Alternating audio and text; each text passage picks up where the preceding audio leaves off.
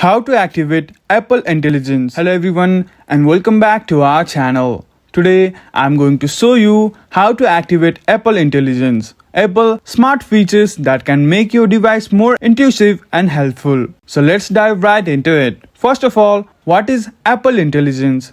It's the term for Apple's built-in AI features like Siri suggestion, visual lookup, and smart photo organization. These are powered by AI to make your device adapt better to your habits. To get the latest AI features, make sure your iPhone is running the latest version of iOS. Go to Settings, tap on General, then go to Software Update and install any available updates. Next, to activate Apple Intelligence features like Siri suggestions, go to Settings, tap on Siri in search, and here enable options like Suggestion on Lock Screen and Suggestion in Search. This lets Siri learn your routine and offer smart suggestions. Next, turn on Visual Lookup.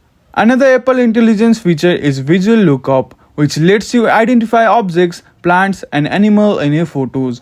Just open a photo, swipe up, and look for the info icon to get insights about what's in the picture. And that's it.